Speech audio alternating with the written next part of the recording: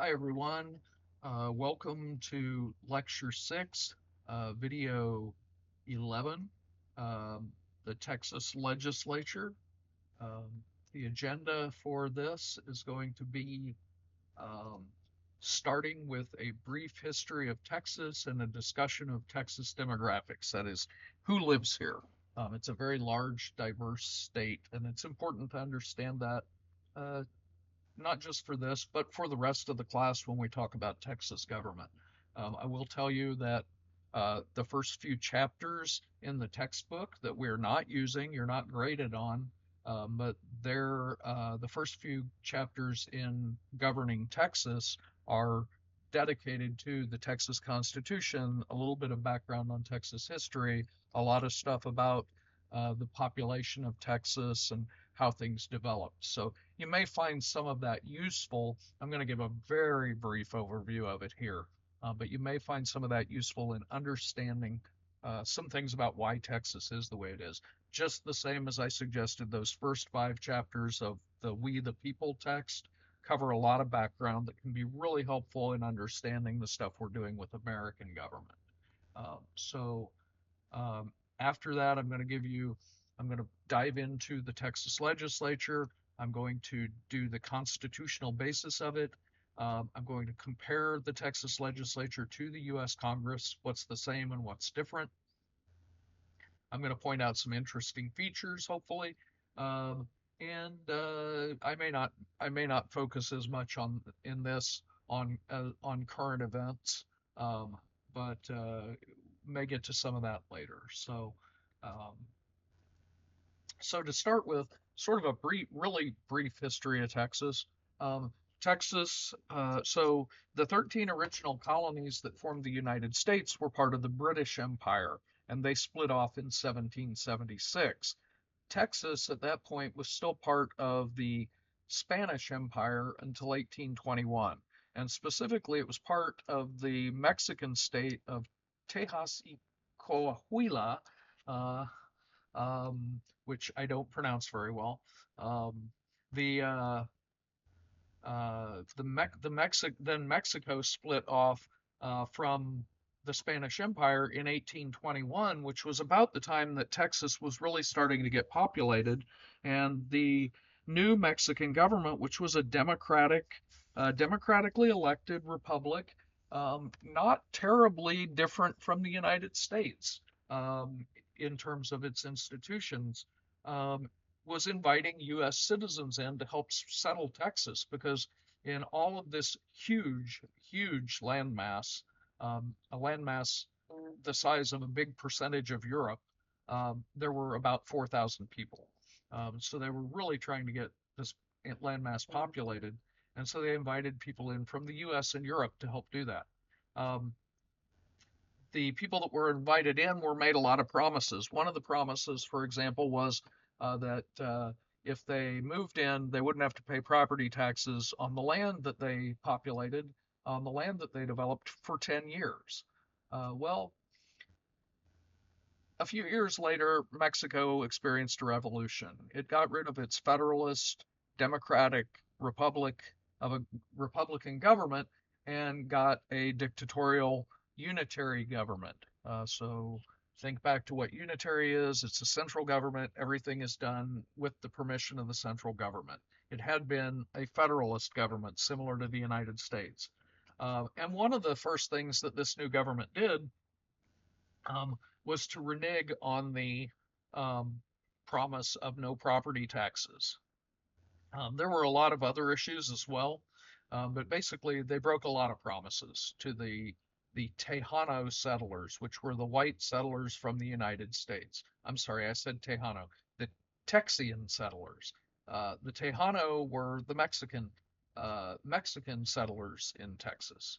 Um, what ended up happening was that in 1836, Mexico revolted. Mexico declared independence from Texas declared independence from Mexico. Texas declared independence from Mexico in 1836, uh, and this was not just the white settlers. The A lot of the Tejano settlers revolted as well, because they'd had similar promises broken by that central government. And the Texas government, at least at the beginning, looked like it was going to be a democratic republic, and the Mexican government had become a dictatorship. It was a pretty widespread, broad-based revolt. Um, and the Texans managed to defend themselves against Mexico.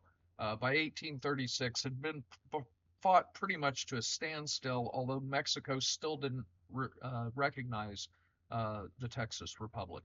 The United States did recognize the Texas Republic, and from the very beginning, there were people in Texas and people in the United States who wanted Texas to join the American Union. But it took 9 years before that happened, mostly because of the fact that Texas had slavery, and the United States, approaching the Civil War, was trying not to upset the balance between the slave and free states. But in 1845, Texas was annexed by the United States. So annexation sounds like it was involuntary, but it was not. It was a negotiated treaty. Um, and and so Texas voluntarily became part of the United States under this treaty of annexation. Um, so Texas, like the 13 original U.S. colonies, was a sovereign state. It was its own country that willingly joined the United States. And so all of the things that I said in the part about federalism, about compromise, and about states giving up a piece of their power to the federal government, but keeping most of it, that applied to Texas as well. A couple of big ones with regard to Texas. Texas state government kept all of the public lands in Texas, so they didn't give up the public lands, and that was substantial. They also kept the mineral rights, which means today was a very good thing for Texas because substantial oil and gas revenue belonged to the state of Texas rather than having been given away to the United States. Uh, so the Civil War and Reconstruction were the two remaining eras that I want to get through. There was a lot more history, obviously. That only gets us to 1870, but it gives you enough background to understand a lot about how the Texas Constitution of 1871 was structured. So, Civil War, Texas seceded. It was on the side of the Confederacy against the United States. Um, that war lasted until 1865. Um, there's a holiday that we celebrate in the United States all over the country, called Juneteenth. That is the celebration of the landing of the Union Army at Galveston, Texas in 1865, and the announcement of a general order from the U.S. military telling the people of the state of Texas that the slaves were free, and describing it was very brief, but it said the slaves are free. They are now equal, and their relationship to whoever they work for is as paid laborers, not as slaves. So and that's actually celebrated all over the country. Some people actually get it confused with the emancipation of the slaves by Abraham Lincoln and the Emancipation Proclamation. But that's not what it's about. It's about what happened in Galveston, Texas, about 45 miles from Houston. Um, After the Civil War, there was a period called Reconstruction that was about getting the Confederate States back to being full members of the Union, full members of the United States Federalist uh, government. Um, and this included both physical reconstruction with, trying to repair damage from the war, but also it was an educational or political reconstruction. It was reconstructing the governments of those states, in order for them to fit into that federalist structure again. Because part of the federalist structure is that in their domains, the states are supposed to be equal to the federal government. Well, how do you do that if the state government had just violently rebelled against the Union? You had to maybe make some adjustments at the state level so that you could have a state government that was going to fit in with the federalist structure again. And so that's what happened, from 1865 or 1866 to 1871. Texas had a constitution that was imposed by the national government, by the military actually, that no Texan ever voted on. But in 1871, Texans wrote their own constitution again and rejoined the Union. So that's brief history. Probably some minor things that you might want to get more explanation on, but that's a broad overview. Texas demographics. The important thing here is that Texas is a large, diverse, growing state. First of all, we can talk about the size and the fact that it's growing. The population in 2020 was 29.36 million. By 2024, it's estimated at over 31 million. Um, so the 2020 number is the actual U.S. Census Bureau count, where they actually go out and count everybody. Um, the 31 million is the Census Bureau's estimate. So it's estimated from the initial count and then other partial statistics. Texas is the second largest state by area after Alaska, and it's the second largest state by population after California. Texas is a majority minority state and has been for a long time. Uh, for a long time, what this meant, up until 2020, what this meant was that whites were less than 50% of the state. That is, whites who were not Hispanic or Latino, whereas Hispanic or Latinos were almost as many as whites, but still less than 50%. Um, so in 2020, the numbers were that there were about 140,000 more whites, not Hispanic or Latino, than there were Hispanic or Latino. Sometime between 2020 and 2024, that flipped. And so Hispanics or Latinos are now the largest demographic group in the state with 39.8%. Whites, not Hispanic or Latino, are 39.6%. Blacks or African Americans are over 3.5 million people. Two or more races, so these would be people who consider themselves mixed race, are over 5 million people. Asians are 1.6 million people. Uh, some other race, not specified, about 4 million people. So these are people who don't place themselves in one of these categories. Um, and then American Indians and Alaskan Natives, a little over 250,000. And Native Hawaiian or other Pacific Islanders are about 34 million, or about, I'm sorry, not million. The American Indian and Alaskan Native are 279,000. The Native Hawaiian or other Pacific Islanders are about 34,000.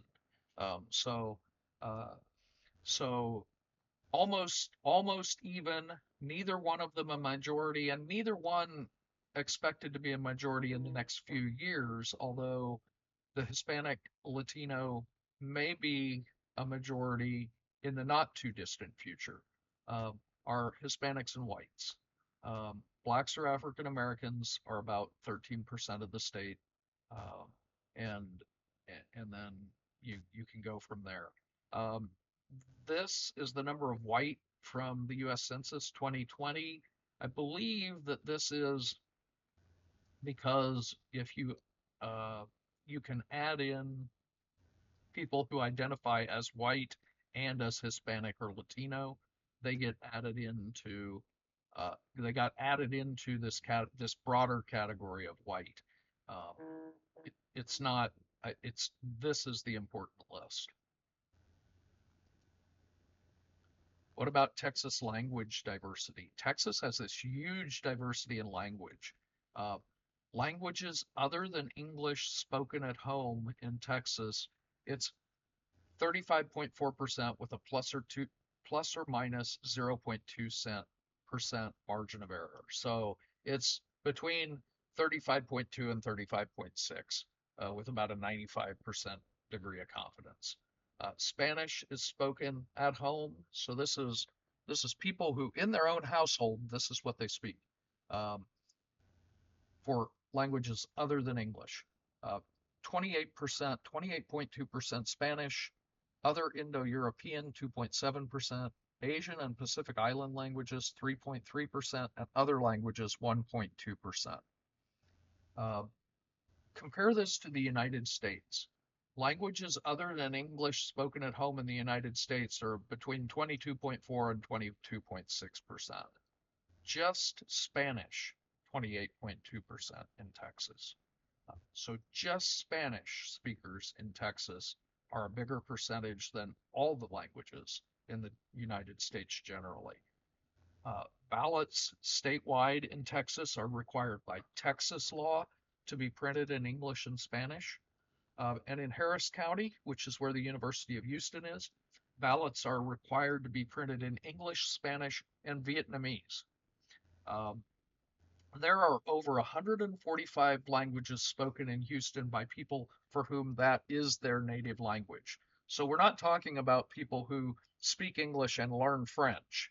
We're talking about people who their native language is French and they live in Houston. So 145 native languages spoken in Houston. One of those is English.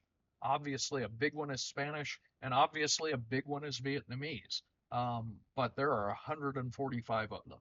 Uh, Most of those, then, if we're talking spoken by native speakers, that also tells you that a lot of the people in Harris County or Houston are immigrants to the United States. It's a very diverse city.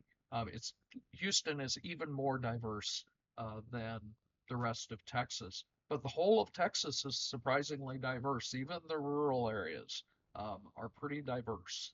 Uh, and and at least within Houston, this generally means that it's a pretty welcoming city to people who are, you know, because there's not an absolutely dominant demographic category. Hopefully, you get the chance to visit Houston at some point, and you can see that for yourself. Um, so on to the actual topic, which is the Texas Legislature. This is a photo of the Texas Capitol building. The Capitol Dome is the largest one in the country. It's taller than the rotunda on the U.S. Capitol because everything in Texas is bigger. So actually talking about the Texas legislature, I want to talk about the constitutional basis.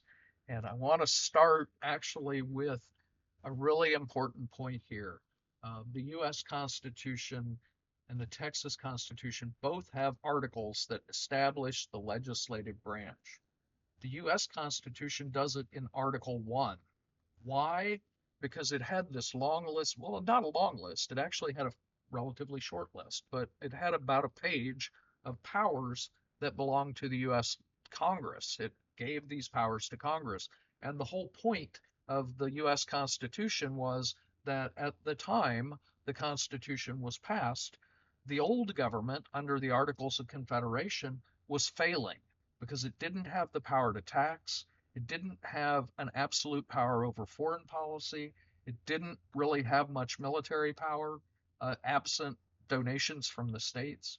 It didn't have the power, it just didn't have a lot of power. And as a result, the national government was just falling apart. It was going to be history if it wasn't given more power. Um, and so they wrote the Constitution to try to give more power. And at the time, even though the U.S. Constitution is based on not letting power be abused, um, but the reason that that was so important was because they were preparing to give the federal government more power than the old national government under the Confederacy or the Confederation had had, the Articles of Confederation. So they wanted to give the central government more power, but they wanted to limit it. But the entire purpose of the Constitution was we got to give it more power. Texas doesn't get to this until Article 3 of our Constitution. Why? Because Article 1 is our Bill of Rights. So for Texas, in 1871, after the Texas Revolution, annexation by the United States, the Civil War, and Reconstruction, plus the entire history under Mexico and the Spanish Empire, Texas said, number one thing in our Constitution is the Bill of Rights, protecting individual rights of citizens. And the second article dealt with government powers and a lot with separation of powers. but it was about government powers more generically.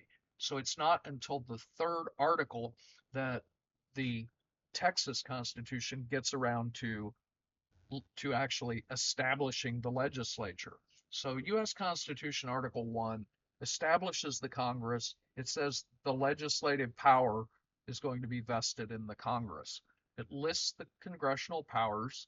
It sets up the structure of Congress, which is bicameral.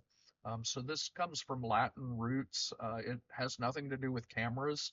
It comes from the older medieval sense of the word camera, which the Latin one, which is chamber or house. So it's bi as in two and cameral as in two houses, two chambers. So we have the House of Representatives and the Senate. And Congress is not subject to the executive in any major way. The only real power the president has over Congress directly is that if the two houses can't agree on when to adjourn, he can order them adjourned. Uh, but in order for that to even happen, there has to be a disagreement within Congress for the president to even have that power. Uh, Texas Constitution, Article 3, is very similar. Probably the thing about the Bill of Rights coming before the legislature is probably the biggest difference. Um, Constitution of Texas establishes the legislature the same way. It says that the Texas legislature is going to have the legislative power. Seems kind of redundant, but okay.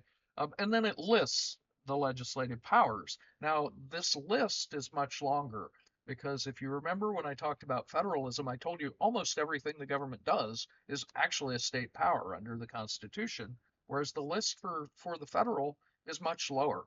And this is where we actually get into this. The list of congressional powers is much lower than the list of legislative powers at the state level because states have more responsibilities. The structure of the legislature is the same, and we even call the two chambers the same thing, House of Representatives and Senate. So we have a federal House of Representatives and a federal Senate, and then we have a Texas House of Representatives and a Texas Senate. Where we start to diverge a little bit more from the federal is that the Texas Constitution limits the length of the legislative sessions. Uh, Congress is not limited, and Congress has ended up being a full-time legislature. We specifically limit the legislature in Texas to being a part-time legislature. The idea is if they're not there passing laws, they can't cause any trouble. You'll hear that said if you ever visit Texas by people whose opinions of legislatures are that you ought to keep them out of trouble by keeping them home instead of sending them off to the state capitol where they can cause trouble. Um, it also limits the salaries of legislatures. The U.S. Constitution didn't do that initially. There is a constitutional amendment, number 27, that says that if Congress votes itself a raise, it doesn't go into effect until after the next election.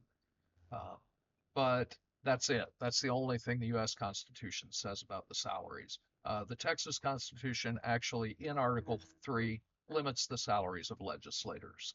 Um, Last, the legislature is subject in some ways to the executive. Specifically, they're subject to having their finances dealt with by the controller of public accounts.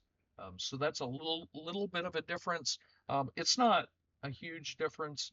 Basically, that's a difference intended to deal with the budget for the Texas legislature and to deal with issues, basically to avoid issues of corruption by taking some of their own money matters out of their hands and putting it in independent hands. But it's still a little bit different than the federal Constitution. So, so some questions here.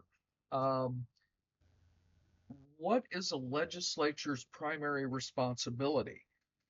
So this is in the name itself. Uh, a legislature is the body that has the legislative power, and the legislative power is simply lawmaking power. Now, legislatures are expected to do a lot of other things like oversight, um, collecting evidence in order to decide what kind of laws need to be made. So they'll hold hearings and things on various issues. They also they help represent their constituents with issues with the executive branch. So the executive branch is uh, not answerable to specific sections of the state, but answerable to the state as a whole. Whereas these people represent a small portion of the state. And so when people in their area have problems with the bureaucracy at the state level, they can help with that. But their primary role is just making the laws. Um, and the laws include the state budget. So we can think of it as separate, but it's a law as well. So the question is, why do we choose representatives to fill this role? And there are sort of some sub-questions. Why does representation matter? Why do we have a large legislature instead of a really small group that might be less expensive and easier to manage? Um, why do we have two chambers? We have a House and a Senate. And then what's important in a representative? What are the most important qualities and the least important qualities? Sorry. So why does representation matter? Why do we want to have represent representatives rather than just trying to do it all ourselves? And the simple answer here is it's specialization of labor. Um, if I'm a if I was a business executive, uh, spending time to learn everything I needed to know about every political topic in order to be able to vote on it personally would be a huge waste of my time. My time would be is much better spent attending to my business. Uh, so essentially, representatives are just people that we hire to attend to the business of making laws and the other things that we expect them to do. Um, so representation matters uh, because we're hiring people to do it for us. And good representation matters because we don't want to hire people to do a bad job. Why do we use a large legislature that has a couple hundred people, or at the federal level, 535, instead of maybe having a group of 10 people that can get together and solve problems? You know, smaller groups tend to have less conflict and maybe they could get more done. Well, the real answer to that is we're purposely trying to make sure they don't get more done. That may be an extreme way of saying it, but what we want that legislature to do is to think about what they're doing. We don't want them to get in a small room of 10 people where it's just really easy to agree and everybody comes out saying the same thing. We want them to actually debate things. We want them to produce good laws that respect the rights of the people. And so we have a large legislature for that exact reason. Why do we have two chambers, a House and a Senate? Well, the same thing. By having two chambers that have slightly different structure, well, actually, they have considerably different structures in terms of elections. They have different interests. And by having different interests, they are going to disagree. It's designed to have them disagree so that when they actually end up agreeing on a law, after what can be a fairly long process, we know that we're getting, or we can assume that we're getting, if not the best possible law, at least a fairly good law, at least a law that a lot of the population is going to be willing to accept. It may not be the best law, but it's more likely to be a good law than it is to be a really bad law.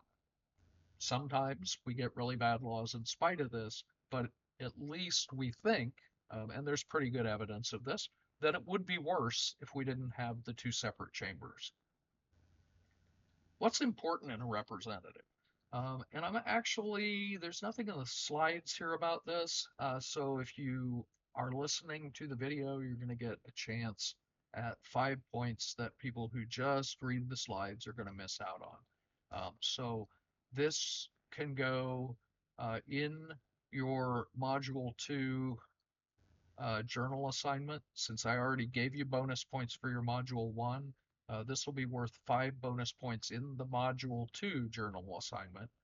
What do you find important in a representative? What are the most important qualities and what are the least important qualities? Uh, so I'll give you an example of about three qualities, and you can figure out what are most important, what are least, and then think of other things too. So one quality that we have records of about representatives is their gender. Are they male or female? Another one is their race. What is their race? Another one that we have is vote counts. Are their votes more conservative or more liberal in the American sense? So that would be, are they more conservative or are they more progressive? Uh, Another one would be votes on specific issues. So we might know that a particular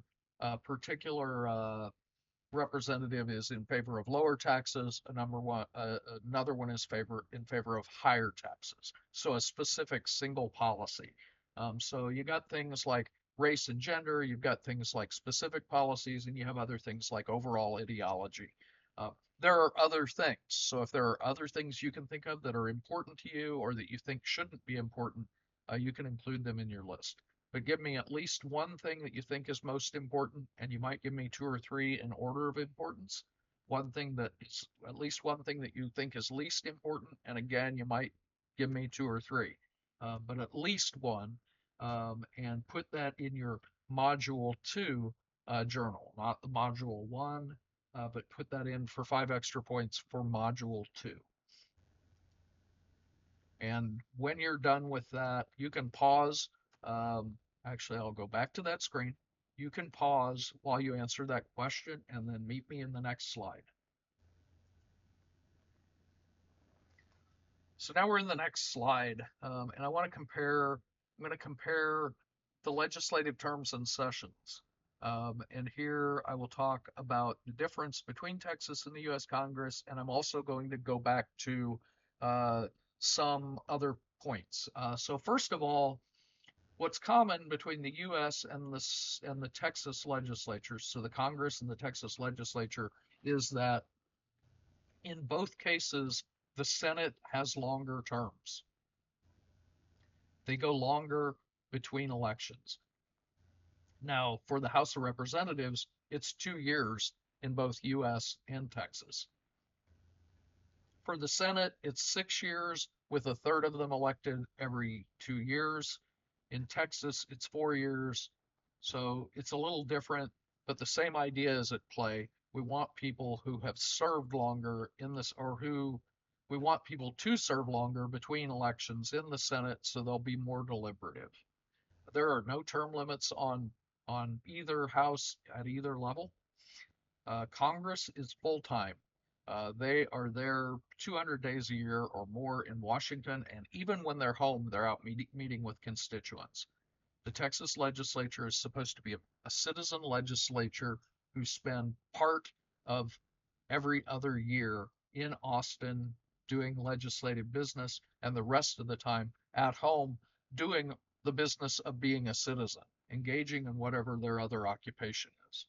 Uh, Session frequency, U.S. Congress is almost always in session.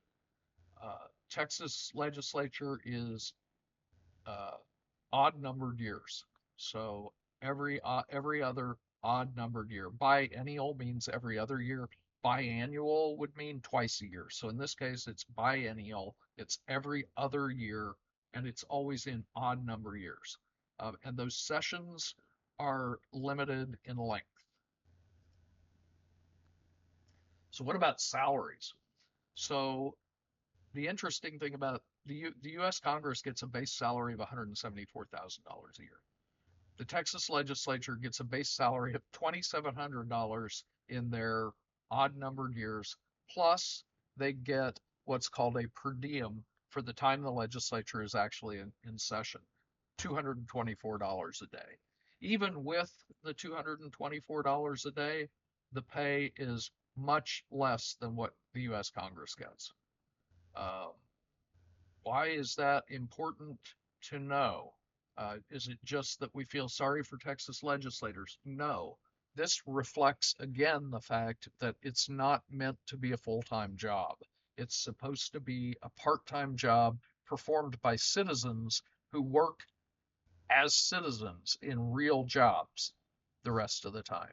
It's part of the legislatures being connected to the problems of normal citizens because they are normal citizens. They don't get paid so much that they become disconnected from what real citizens, or regular citizens rather, deal with. What about the number of members? U.S. Congress has 535. Texas Congress Texas legislature has 181. 535 members of Congress still means that Congress people, the House of Representatives side, has about 700,000 people in their district. Because there are 330 million Americans, there are 31 million Texans, so about 1/10. If we were going to have, if we were going to have, if you divided this by 10, you'd get 53.5. So what does this tell you? It tells you that those Texas districts are much smaller, and so they're much closer to their constituents, not just geographically because the state capital is closer than Washington, D.C. is, but because there are less people in the districts, so they can remain closer to the problems of real citizens. The number of staffers in the U.S. Congress is 6,500. In the state legislature, it's over 2,000. So if the U.S. Congress, if we divided that by 10, it would be 653, or we'll say 654. It would be far less. So it turns out that at least in Texas, our state legislature is much better staffed per citizen than the Congress is. It's about 3 times as well staffed per citizen as the Congress. Uh, where are these staff? So in the Congress, each person in Congress, each member of Congress has an office in Washington D.C. that has a full staff and a staff in their home district. So if we have one of the Congress people that represents part of Houston, they will have an office in D.C. in the buildings, in the House office buildings, and an office in Houston somewhere. Our U.S. Senators, Ted Cruz and John Cornyn, have offices in Washington, D.C., and then they have offices in the state of Texas as well. Um, for the state legislature, it's actually the same thing, except the state capital is Austin, and so they have offices in Austin, and then they have offices in their home districts as well. So this shows that maybe the legislature isn't as well staffed all the time by legislators themselves, because we want those legislators to be part-time legislators and citizen legislators.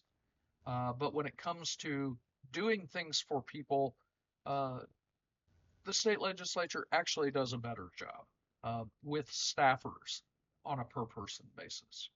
So it's not as if we don't take the legislature seriously. It's just that we want the legislators themselves to be as close to the citizens as possible. So what about qualifications? The qualifications aren't exactly the same, but they're going to be, they get at similar ideas. In Texas, a senator has to be a U.S. citizen, a qualified voter, and at least 26 years old. I'm sorry, not a senate. Yeah, so in Texas, that's a senator. In the U.S. Senate, they have to be at least 30 years old and a U.S. citizen for at least 9 years.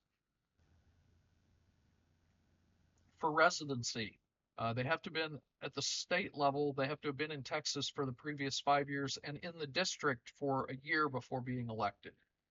In the U.S. Senate, they have to have been a resident of the state they represent at the time of election, but they have to have been a U.S. citizen for 9 years. So this one is kind of split because this is about citizenship, not residency, but it's along the same lines. So the big thing is they have to be older than the House of Representatives, where in Texas, those only have to be 21, and in the House, they only have to be 25. And they have longer residency at both levels. the U.S. House of Representatives, they have to be an inhabitant of the state they represent. In Texas, they have to have been an inhabitant of the state for the 2 previous years, and in the district for a year. And the U.S. House of Representatives, they have to have been a citizen for at least 7 years. So this is not residency exactly, but it kind of fits in with this. So the bottom line is that to get into either Senate, you have to be older and you have to have been either a citizen or a state resident longer than you do for the House. Why? Because we expect the Senate to have more experience, more life experience, more experience in the state at the state level and in the country as a citizen at the country level, to have more connection to the people in their district than a House member does, or in their state uh, at the federal level than a House member does in their district. Uh, it's the idea is between that and the different terms of election, 2 years versus 4 or 6 years for the Senate, that the uh, that the Senate will be a more deliberative, thoughtful body, a little less connected to the people directly, at least to shifting public opinion. So they're still connected to the people, but not as prone to shifting public opinion. The U.S. House of Representatives doesn't have to have as much experience, and is actually elected more often. They're going to come out disagreeing on things from time to time. And at both levels, the idea is that that disagreement is going to make the laws they pass better because they end up spending more time drafting them and not just passing them right through. So I'm going to talk a little about representation in Texas, and I'm going back here to what I showed you before. Texas is a majority minority state. These are the 2020 numbers. I've already gone through this, so but I want to compare some things about representation to this. And so the 2023 state legislature in Texas was 70% male, 54% white, and nearly half white male. So what I didn't tell you back here, of course, is that there are 50% women, 50% men within a really small, difference. Slightly more women, but not many. So somehow we got whites that are about 39.6% got 54% of the seats, and males that are 50% roughly got 70% of the seats, and white males hold nearly half of the seats. So I asked you to tell me what was important in representation. One thing that people will say is important is representation is descriptive representation. Just essentially, do the people look like me? The idea is that if you are a black female, that you want a black female representing you in the legislature. You are under descriptive representation. You think that just by having someone who looks like you, you're going to get results that are going to be good for you. Obviously, we don't have descriptive representation in Texas, but is that necessarily a bad thing? If it's a bad thing, who's it bad for? So if we subscribe to descriptive representation, then we say it's bad, and it's bad for the citizens. But what if we subscribe to substantive representation, that what's actually important is something about the decisions they're going to make in the legislature? Do they agree with our policy preferences? Do they agree with our ideology? Are they going to behave in a way that is going to be good for us in terms of policy? And so that's a separate question. And one question is, which is most important, descriptive or the other in a normal election? So this kind of brings home the gender history. What this shows is the actual numbers of seats in the Texas Senate and the Texas House. And then it takes the number of women that have been elected in the history of the Texas legislature at least since 1871. Um, if you took all the women and you gave them seats in the current legislature, they would fill every seat with 11 extra. But that's every woman that's ever been elected. That shows you just how drastically underrepresented, in a descriptive sense, women are. Now, also remember that women were not even allowed to vote until 1920, and that's not unique to the United States. The United States was giving women the right to vote, was recognizing the right of women to vote, not giving it to them. They took it, and it's a good thing. Um, Recognizing the right of women to vote at the same time that most other democracies were. Britain uh, and others were having women's suffrage become legalized at the same time. But even so, very few women in the history of the Texas legislature. Uh, so so some questions for you, and these you don't have to write down, but I think if you think about them, it will help you with the exam.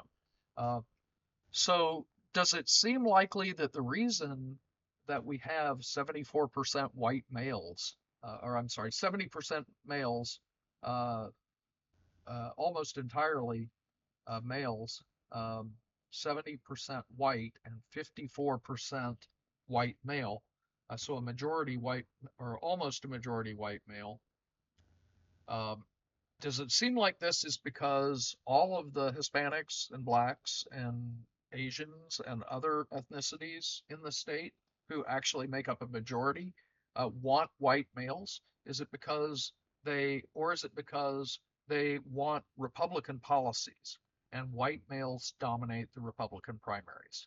Because because the other thing is the legislature is overwhelmingly Republican. So if I'm a Hispanic male, let's say I'm a Hispanic female, and I want a Republican, and I like Republican political priorities, and I live in a district that has a substantial Hispanic population, and the Democrats nominate a female Hispanic, a Latina, um, and the Republicans nominate a white male.